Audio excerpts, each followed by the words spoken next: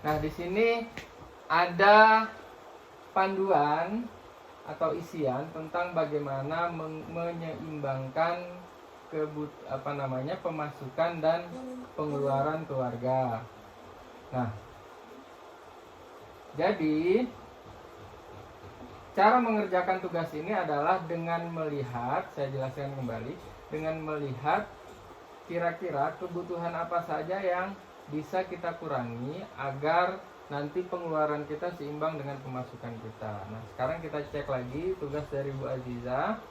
Nah, ini untuk uang jajan Dewi yang semulanya per hari itu 5.000 dikalikan 24 hari, sekarang dikurangi jadi 3.000. Nah, ini sudah benar ya. Nah, kemudian ini uang jajan Agus.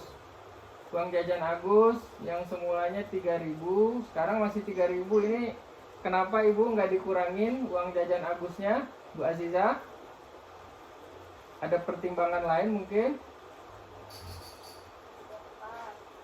Oh, sudah pas ya. Nah, begini Bu, ini sebenarnya bukan sebuah kesalahan ya, karena ini tergantung dari pertimbangan kita juga. Tapi mungkin saya boleh kasih saran, uang jajan untuk anak sekolah mungkin kita bisa pertimbangkan lagi jumlahnya. Kemudian nanti untuk mencarikan solusi dari, misalnya kita khawatir bahwa anak kita nanti di sekolah lapar. Nah, itu bisa dengan memberikannya atau menyiapkan bekal buat Agus untuk ke sekolah, entah itu bekal berupa snack, berupa roti, berupa makanan, sehingga nanti dari menyiapkan bekal ini, kalau bekal kan masaknya kan bisa semua ya Bu ya. Jadi bahan makanannya itu bisa belanjanya itu bisa satu paket dengan belanja rumah tangga. Jadi ini bisa lebih hemat. Nah, nanti ke depannya mungkin ini bisa dipertimbangkan lagi, uang jajan ini bisa dikurangi, kemudian digantikan dengan bekal. Begitu ya Bu Aziza, setuju? Setuju ya semua ya. Saya kira ibu-ibu di sini pada pintar masaknya, tinggal nanti diolah lagi kemampuan masaknya supaya nanti bisa memberikan bekal yang bergizi dan menarik buat anak-anaknya. Oke ya Bu ya.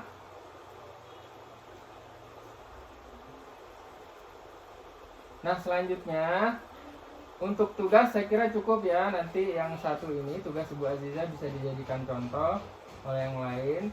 Jadi bagaimana menyimbangkan pengeluaran itu adalah dengan mengurangi kebutuhan-kebutuhan yang sekiranya memang bisa dikurangi.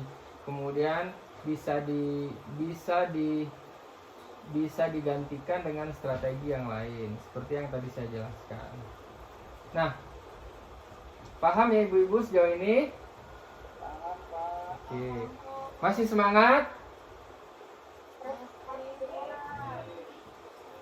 Oke, sebelum kita lanjutkan, karena tadi saya lihat semua sudah mengerjakan tugas, kita beri dulu apresiasi kepada semua ibu-ibu yang sudah hadir di sini. Gimana kalau kita tepuk wow dulu?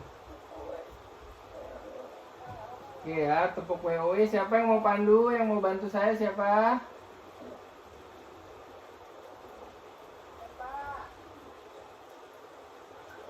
Yang paling cantik deh, Bu Sudarsono.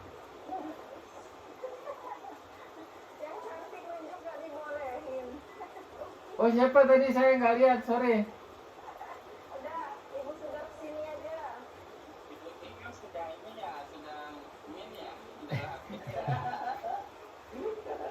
Oke, ini deh minta tolong deh ke Bu Nesa, tolong dipandu Ibu Nesa, teman-temannya tepuk WO ya. Ya Bu. Oke. Teman kita tepuk WO ya. Ayo. Tepuk WO.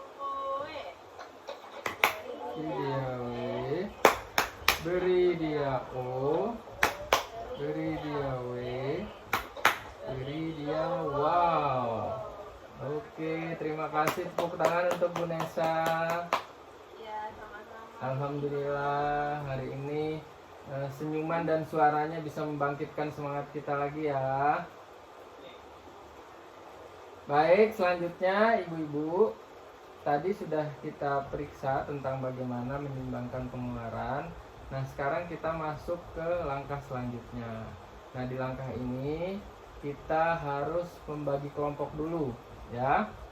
Nah, ini mohon maaf. Nanti silahkan dibagi sendiri karena saya belum sempat catat, belum sempat tanya-tanya.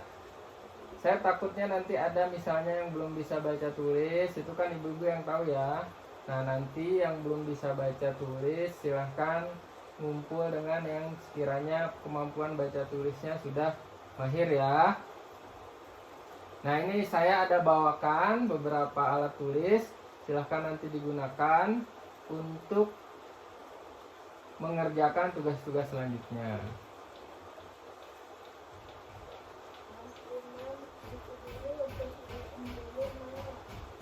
Ya, Bu.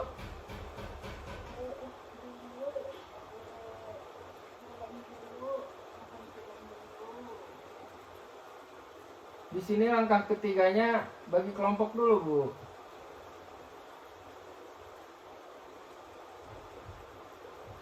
Halo? Berkelompok itu angka 6 masih mantu saya itu. Beda ya.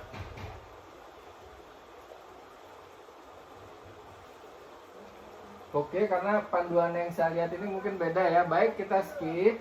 Selanjutnya, ibu-ibu, kita akan memutarkan sebuah video yang nanti ibu-ibu bisa simak videonya. Di sini kita akan belajar tentang cara bagaimana mengendalikan anggaran. Boleh, Bu, minta bantuannya untuk diputarkan videonya?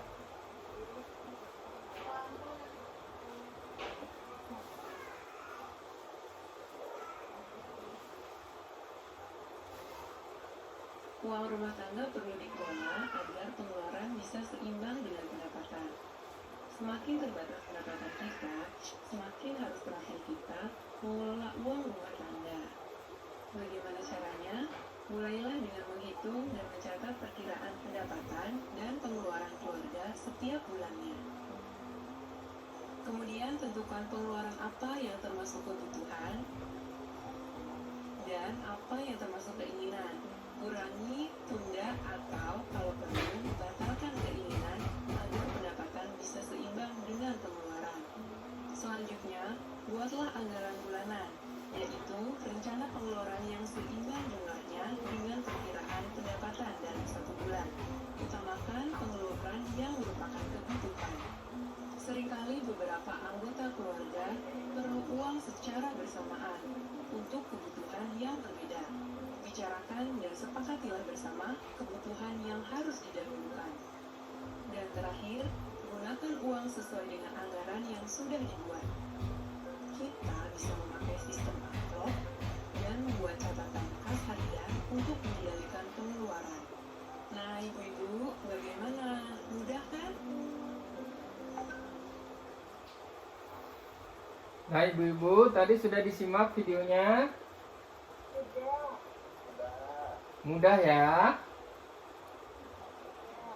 Nah, mudah, apalagi nanti kalau sambil belajar dipraktekkan pelan-pelan di rumah. Nah, ini ada yang bisa menceritakan, membantu yang lain, apa kira-kira poin-poin penting yang bisa disampaikan dari menyimak video tadi?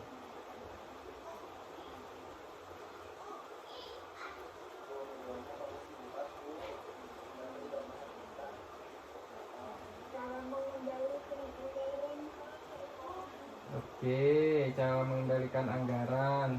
Ya lumayan lah, minimal judulnya tahu ya. Ada sistem amplop, ada yang dengan cara mengkonsolidasikan. Oke. Begini, biar lebih urut saya jelaskan lagi. Tadi tentang pengendalian anggaran itu pertama soal terampil ya. Semakin terbatas pemasukan kita di rumah tangga, maka kita dituntut untuk semakin terampil mengelola keuangan rumah tangga.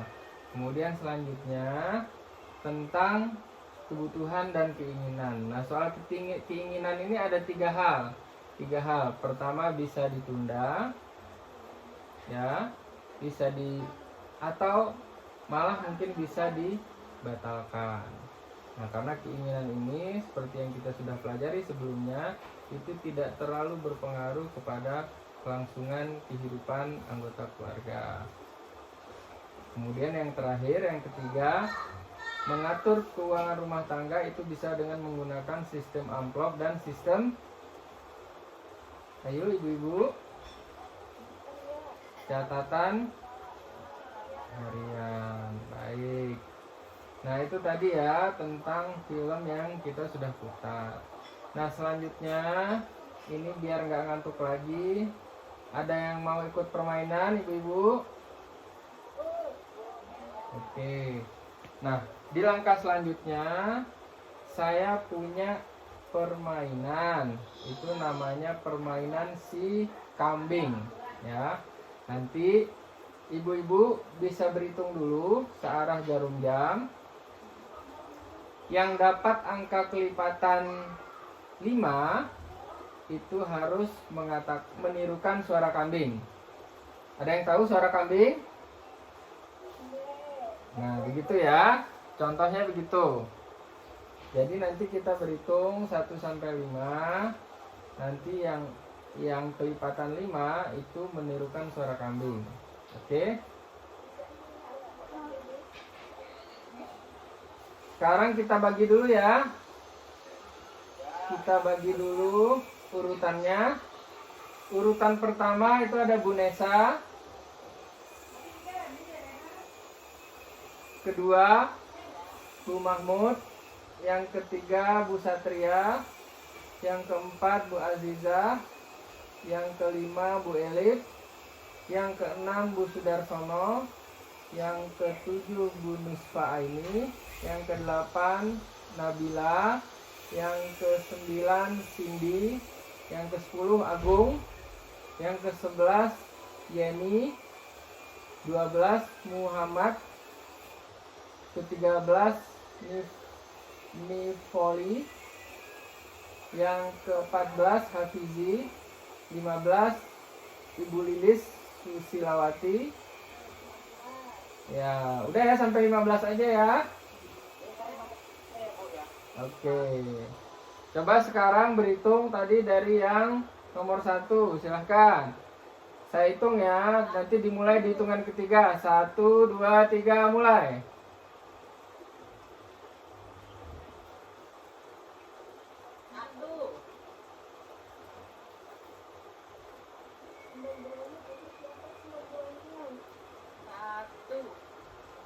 Halo, ini tadi konsentrasi nggak pas pembagian nomor?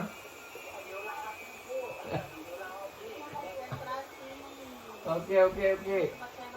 Minta perhatiannya ya, konsentrasi dulu, kita bagikan dulu. Itu tadi nomor 1 Ibu Nesa. Yang nomor 2 Mahmud Habibi. Yang ketiga Satria Adi. Halo, Satria Adi ada? Menyimak? Oke, yang keempat Aziza. Yang kelima Elif Selamat, lambaikan tangan. 6 Sudarsono. 7 Nusfa Aini.